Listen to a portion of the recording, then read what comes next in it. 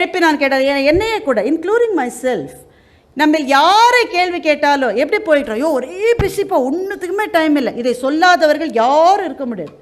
LKG படிக்கிற குழந்தை எழுந்த உடனே சொல்லுது ரொம்ப பிஸியாக இருக்கேங்க. இப்போ தான் எந்திரிச்சிருக்குது, ரொம்ப பிஸி. ஏன்னா சோட்டா பீம் பார்க்க டைம் ஆகிடுச்சு, அதுக்கு ரொம்ப பிஸியாக இருக்குது. எதை கற்றுட்ருக்கோமோ இல்லையோ பிஸியாக இருக்கோன்னு சொல்ல கற்றுக்கிட்டோம். எல்லாரும் சொல்கிறோம். நம்ம உண்மையிலேயே பிஸியாக இருக்கோமான்னு நம்ம கேட்டுக்கணும். உண்மையிலே பிஸியாக இருக்கோமா? மற்றவர்கள் நம்ம பார்க்கணும், ஒரு இம்ப்ரெஷன் வரணுன்றதுக்காக சில விஷயங்களை செய்கிற பருவம் உங்களுடைய பருவம். அது ரொம்ப அழகானது, அது தப்பாக நான் சொல்லலை. ஆனால் there must be an end to this. மாணவர்கள் சில பேர் இந்த வீட்டில் காயலாங்கடைக்கு போகிறதுக்குன்னு ஓரமாக இரும்பெல்லாம் வச்சுருப்போம், பார்த்துருக்கீங்களா? எல்லா வீட்லேயும் இருக்கும். ஒரு பயனும் கிடையாது. அதாவது கவுண்டமணி யூஸ் பண்ண கார் மாதிரி அது. அதனுடைய ஒரே உபயோகம் பேரிச்சம்பழ கடைக்கு போடுறது தான். அதை உருக்கி கையில் வளையம் போட்டிருப்போம், பார்த்துருக்கீங்களா? கேட்டால் அதான் கெத்து. நடந்து போயிட்டுருக்கிற போது கீழே ஒரு குப்பை இருக்குன்னா குனிஞ்சு அதை குப்பை தொட்டியில் போட்டால் அது சாதாரணமான பிஹேவியர்.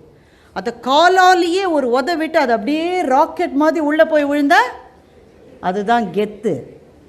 நம்ம உதைக்கிற போது நம்ம கிரகம் அது சரியாக விழாமல் பக்கத்தில் விழுந்துடும். அப்படி விழுந்தாலும் அதே நடையில் போகிறது மரண கெத்து.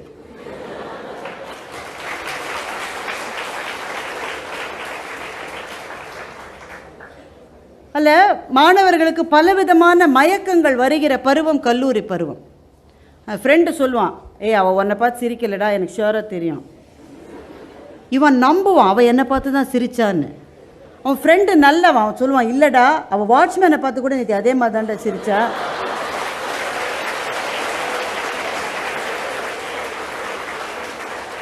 ஒருத்தன் அட்வைஸ் பண்ணுறானே கேட்க முடியாது, அதே மாதிரியே இருப்பான். கடைசியில் அந்த பிள்ளை எல்லாத்தையும் முடிச்சுட்டு கான்வகேஷன் சர்டிஃபிகேட்டுக்கு அப்ளை பண்ண நின்றுட்டுருக்கோம், இவன் அரியருக்கு அப்ளிகேஷனுக்காக நின்றுட்டுருப்பான். காதல் என்பது ஒரு அபூர்வ ரசாயனம். காதல் என்பது ஒரு அபூர்வ ரசாயனம். தேவதைகளுக்கு பாஸ்மார்க்கும் தேவதாசுகளுக்கு டாஸ்மார்க்கும் கொடுத்து விடுகின்ற ரசாயனம்.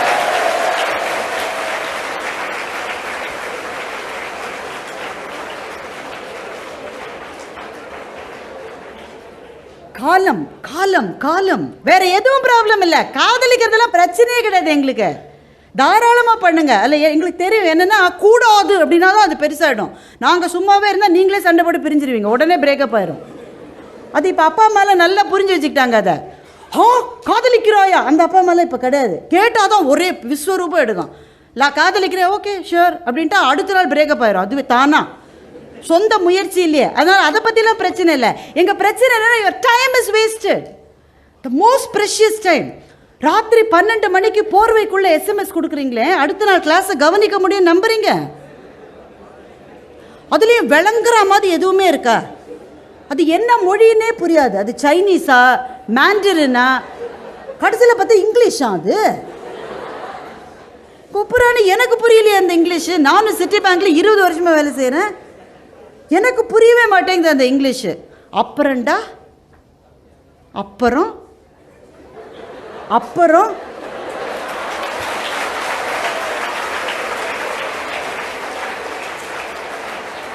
45 நிமிஷம் பேசியிருக்காங்க. ஆனால் ஒரே ஒரு வார்த்தை அப்புறம். விளங்குவீங்களான்னு கேட்கணுமா வேணாமா? நம்ம கேட்கணும். எங்களுக்கு வேற பிரச்சனை இல்லை. ஏன்னா சில பைத்தியக்காரத்தனங்களை இளமையின் போது நாங்களும் செய்திருக்கிறோம். நாங்கள் மட்டும் என்ன பிறக்கிற போதே வயசாக பிறந்தோம், நாங்களும் செஞ்சுருக்கோம். பட் எங்களுக்கு இவ்வளோ தூரம் there were no wide technology channels for us to travel through our idiosyncrasies. எங்களுக்கு இவ்வளோ இல்லை. ஸோ ஓரளவு நாங்கள் பழைச்சிட்டோம். இன்றைக்கி நிறைய இருக்குது உங்களுக்கு.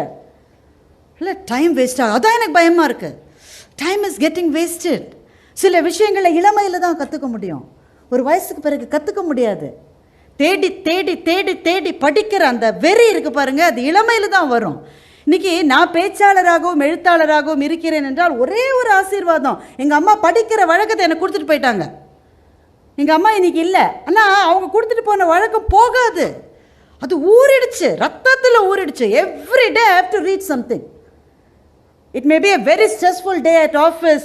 வீட்டில் ஏகப்பட்ட வேலைகள் இருந்திருக்கும். இந்த மாதிரி மேடைகளில் வந்து பேசிட்டு தொண்டை வலியோட வீட்டுக்கு போன சுச்சுவேஷன் இருக்கும். எதுவாக இருந்தாலும் படிக்காமல் இருக்க முடியாது. அது பிராண்டும் காலையிலேருந்து பல் தேய்க்கலைன்னா ஒரு மாதிரி இருக்கும்ல, அந்த மாதிரி இருக்கும் எனக்கு படிக்கலைன்னா. அது என்னுடைய கிரெடிட் இல்லை, எங்கள் அம்மா எனக்கு கொடுத்தது. அதுதான் it gives you verbal wealth. பேசுவதற்கான வார்த்தைகளை படிக்கிற பழக்கம் தான் கொடுக்கும். நீங்கள் எல்லாருமே படிக்கணும்னு சொல்ல, ஒவ்வொருத்தருக்கும் ஒவ்வொரு பேஷன் இருக்குது. முதல்ல உங்களுடைய பேஷன் என்னன்றதுக்கான அடையாளத்தை நீங்கள் தெரிஞ்சுக்கவே டைம் வேணும். அந்த டயத்தை இப்படி வேஸ்ட் பண்ணிட்டோம்னா அதுதான் எனக்கு பயமாக இருக்குது. மாணவர்களை மாத்திரம் சொல்லிவிட்டு உங்களை விட்டுட்டானா அவங்கள கோச்சிப்பாங்க. நீங்கள் என்ன சொல்கிறீங்க, நாங்கள்லாம் வீட்டில் துணி வளர்த்திட்டு தான் நான் காலேஜுக்கு போகணும். அப்படி தான் அதெல்லாம் முடியாதுன்னு சொல்ல முடியாது. துணி வளர்த்துட்டு தான் போகணும். உங்கள் அம்மா உங்கள்கிட்டலாம், ஏம்மா இன்றைக்கி வேலைக்காரம்மா வரலம்மா, கொஞ்சம் பாத்திரம் விளக்கி கொடுத்துட்டு போனால் நீங்களாம் என்ன சொல்லுவீங்க? நாங்கள்லாம் பல்லு விளக்குறதே ஜாஸ்தி, பாத்திரம்லாம் விளக்க முடியாது. இல்லை, ஃப்ரெண்ட்ஸுக்குள்ளே இருக்கிற சண்டை, பெண்கள் பெரும்பாலான நேரத்தை செலவழிப்பது ஃப்ரெண்ட்ஸுக்குள்ளே இருக்கிற சண்டையை விலக்கி விடுறதுக்கு தான். அவள் என்ன சொன்னா தெரியுமான்னு 35 நிமிஷம் பேசுது, எனக்கு பக்குங்குது. ஐயோ 3 கணக்கு போட்டிருக்கலாமே அந்த நேரத்தில். கடைசியில் பார்த்தா ஒன்றுமே இல்லை. இனிமேல் I will not talk to her. அவள்கிட்ட சொல்லிட்டேன்னு நீ, அவள்கிட்ட பேசவே மாட்டேன். அடுத்த நாள் மூஞ்சி திருப்பிட்டு இருக்கோம். 3ஆவது நாள் கூடி கூடி சிரிக்குது எல்லாம். இப்போ 3 நாள் வேஸ்ட்டாக போச்சே இல்லையா? நீ முதல்லையும் கூடி கூடி சிரிச்சுன்னா 3 நாள் கழித்து கூடி கூடி சிரிக்கிற. நடுவில் 3 நாள் என்ன பண்ண? எதுக்கு அழுது நீ? அது ஒரு பித்து பிடித்த நிலையில் வந்துடும். அதே மாதிரி மிக அதிகமாக மேக்கப்புக்கான செலவு.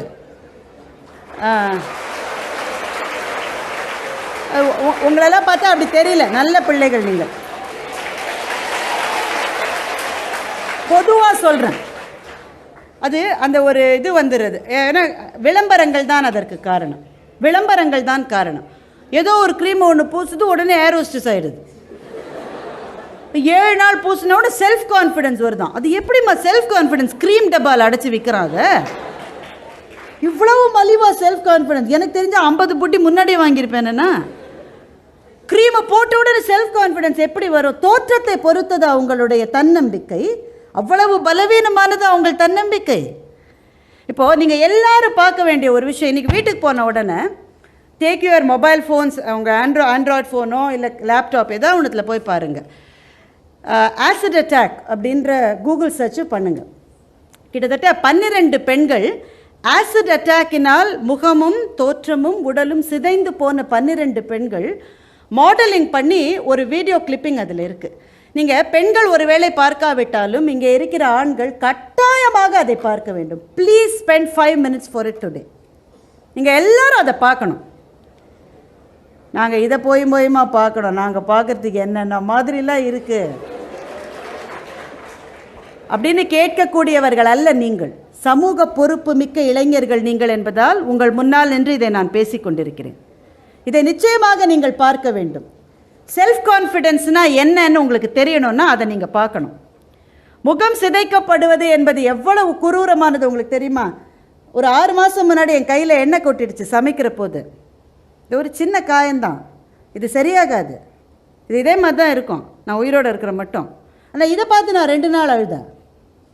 இந்த காயத்தை பார்த்து நான் 2 நாள் அழுதேன். ஐயோ என் கை இப்படி ஆயிடுச்சு, ஐயோ என் கை இப்படி ஆயிடுச்சு.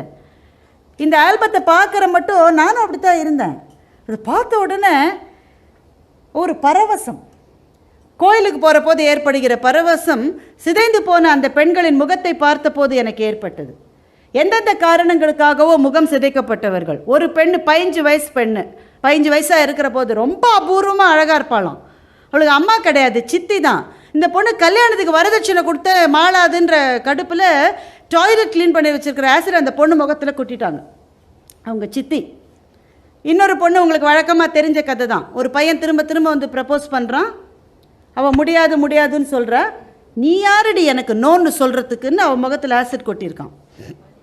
காரைக்கால் வினோதினிக்கு நடந்தது. காரைக்கால் வினோதினி இப்போ உயிரோடு இல்லை. ஆனால் அவளை மாதிரி 12 பெண்கள். சண்டிகரில் லக்ஷ்மின்னு ஒரு பொண்ணு, அவளுடைய அண்ணனுடைய ஃப்ரெண்டே வந்து அந்த பெண்ணை பலவந்தப்படுத்த ட்ரை பண்ணியிருக்கான். அவள் வந்து அவனை வீட்டை விட்டு அடித்து விரட்டியிருக்கான். அதுக்கப்புறம் 4 நாள் கழித்து அவள் தெருவில் நடந்து போகிற போது அவள் முகத்தில் அவன் ஆசிட் கொட்டிட்டான். அந்த Lakshmi is one of the models and you must watch this video. ஏன்னா அந்த லக்ஷ்மி தான் 6 மாதத்துக்கு முன்னாடி மிஷேல் ஒபாமா கையால் வீரப்பெண் என்கின்ற பட்டத்தை வாங்கின லக்ஷ்மி.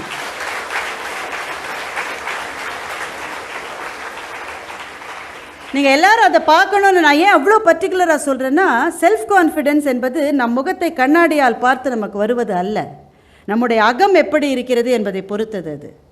என்னுடைய கான்ஃபிடென்ஸ் என்பதற்கு ஒரே ஒரு மெஷரிங் ஸ்கேல் தான் இருக்குது, நான் எவ்வளோ புத்திசாலி என்பது தான். நான் எவ்வளோ புத்திசாலியோ அந்த அளவு எனக்கு கான்ஃபிடென்ஸ் இருக்கும். நான் புத்திசாலி என்பது எனக்கு தெரிய தெரிய என்னுடைய கான்ஃபிடென்ஸ் லெவல் ஜாஸ்தி ஆகும். உங்களில் பல பேருக்கு நிறைய வருத்தங்கள் இருக்கலாம், சே நான் மட்டும் இன்னும் ஒரு 2 இன்ச்சு ஒசரமாக இருந்திருக்கக்கூடாது, கொஞ்சம் ஃபேராக இருந்திருக்கலாம், எங்கள் அம்மாவுடைய மூக்கு எனக்கு வந்திருக்கு சகிக்காமல், முடிய பாரு தோளுக்கு கீழே இறங்க மாட்டேங்குது. நான் இப்போல்லாம் எனக்கு முன்னாடி ஸ்கூட்டர் ஓட்டிகிட்டு ஒரு பொண்ணு போயிட்டு இருந்தேன், அப்பா என்ன முடி அப்படின்னு நான் ஓவர்டேக் பண்ணால் பொண்ணு இல்லை பையன், அவள் ஒரு வளைய வேற போட்டிருக்கான், நமக்கெல்லாம் வளர மாட்டேங்குது, என்ன தேய்ச்சாலும் இதெல்லாமா நிறைய வருத்தம் இருக்கும். இன்னும் கொஞ்சம் ஒல்லியாக இருந்திருக்கலாம், இன்னும் கொஞ்சம் சிவப்பாக இருந்திருக்கலாம், இல்லை இன்னும் கொஞ்சம் ஃபேஷனபிளாக தெரியலாம், என்ன பண்ணாலுமே நான் இந்த எண்ணெய் வடிகிற முகத்தோடையே இருக்கிற மாதிரி இருக்குது. இந்த மாதிரி கவலைகள் வருத்தங்கள் இருக்கா? இருக்கும், இல்லாமல் இந்த வயசை தாண்ட முடியாது. ஆண்களுக்கும் இருக்கலாம், பெண்களுக்கும் இருக்கலாம், எல்லாருக்கும் இருக்கும். ஆனால் ஒரு கட்டத்தில் அதை தூக்கி போட்டு மிதிச்சுட்டு போகணும். இதுதான் இவ்வளோதான் நம்ம கொடுத்துருக்கிறது. இது குட் பேட் அக்லின்றதுக்கு முடிவு செய்யறதுக்கு நான் யாரும் கிடையாது. இதுதான் அழகு. என்னை பார்த்தா எனக்கு ரொம்ப அழகாக இருக்குது, எனக்கு பிடிச்சிருக்கு, எனக்கு ரொம்ப பிடிச்சிருக்கு. ஏன்னா போன செமஸ்டரில் அரியர் வைக்கிற நிலைமையில் இருந்தேன், இந்த செமஸ்டரில் எப்படியோ பாடுபட்டு அந்த அரியரையும் கிளியர் பண்ணி இந்த செமஸ்டர்லேயும் அரியர்ஸ் எல்லாம் வந்துட்டேன் பாரு, என்னை பார்த்தா எனக்கே ரொம்ப பிடிச்சிருக்கு. நான் ப்ரொஃபஸர் சொன்ன அந்த ஏதோ ஒரு கிளாஸில் ஏதோ ரெஃபரன்ஸ் சொல்கிறாரு, போகிற போக்கில் சொல்லுவாங்க, இந்த ஆர்டிக்கிளை நீங்கள் படிங்க, இந்த புஸ்தகத்தை நீங்கள் படிங்க. அதெல்லாம் யார் வேலை இல்லை மச்சான், ஸ்கூல் காலேஜுக்கு வந்துட்டு போகிறதுக்குள்ளேயே நமக்கு வேலை சரியாக போச்சு, அதை படி இதை படி, நீ இவரோட ரோதனை தாங்கலடா, அப்படி தான் சொல்லுவோம். லெக்சரர்ஸ்னால் அப்படி தான் சொல்லணும். ஆனால் யாராவது உங்களில் ஒருத்தர் அவர் ஏதோ ஒன்று சொன்னார்ல்ல அப்படின்னு சொல்லி அந்த புத்தகத்தை போய் தேடி பிடிச்சி அந்த ஆர்டிக்கிளை பார்த்து அடுத்த நாள் கிளாஸில், சார் நீங்கள் சொன்ன அந்த ஆர்டிக்கிளில் இப்படி இருக்குது சார் அப்படின்னு ஒரு 5 நிமிஷம், if you engage yourself in an intellectual discussion with your faculty, how do you feel at the end of that class? You feel great. கிளாஸில் 50 இருக்குது, நீ தான் படிச்சுட்டு வந்த பாரு, அவள் படிச்சுட்டு வந்திருக்கா பாரு, நீங்களும் செய்யுங்க அதை அப்படின்னு லெக்சரர் சொல்லிட்டார்னு வைங்க. பெரும்பாலும் லெக்சரர் சொல்ல மாட்டாங்க, சொல்லிட்டார்னு வைங்க, எப்படி இருக்கும்? இன்றைக்கி அவர் சொன்னதை கிளாஸில் போய் அவர் சொன்னதை நாளைக்கு படிச்சுட்டு வரணும்னு தோணுமா தோணாதா உங்களுக்கு? That is the taste of success. That is the taste of success. வாழ்க்கையில் எதுக்காக நம்ம எல்லாரும் பாடுபடுறோம்? We want to stay